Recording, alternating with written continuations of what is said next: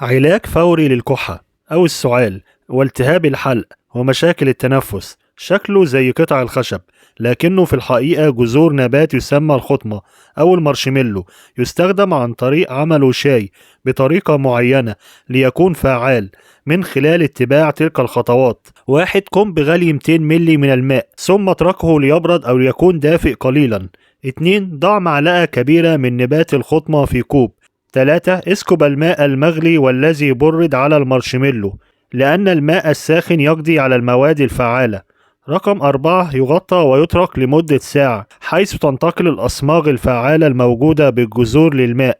الصمغ له تأثير مهدئ لأنه يغطي الغشاء المخاطي ويهدئه. 5. يصفى الشاي ويشرب عدة مرات باليوم، ويمكن تحليته بالعسل أو عدم تحليته. يستخدم للأطفال فوق ال3 سنوات من خلال معلقة واحدة كل ساعتين. الصمغ يشكل طبقة واقية فوق الأغشية المخاطية والجهاز الهضمي لغناء بمضادات الأكسدة الاستثنائية، ولغناء بمركب الاسبرجين والأحماض الفينولية والبكتين. تعمل كل تلك المواد على تخفيف السعال، بالإضافة إلى تأثيره المسكن الذي يخفف الألم والتهابات الحلق، كما إنه يعمل على التئام الجروح ويشفي بطانة المعدة والأمعاء، كما إنه يعالج مشاكل المسالك البولية ومشاكل الجلد.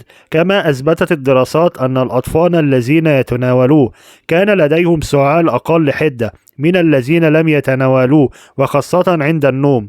وأيضا دوره في تقليل العدوى بين الأطفال في المدارس، ففي دراسة أجريت على 822 شخص لديهم سعال حاد، إنه ساعد على تخفيف السعال خلال 10 دقائق. إذا أعجبك الفيديو فلا تبخل علينا بالاشتراك وضغط زر اللايك والضغط على الجرس ليصلك كل جديد.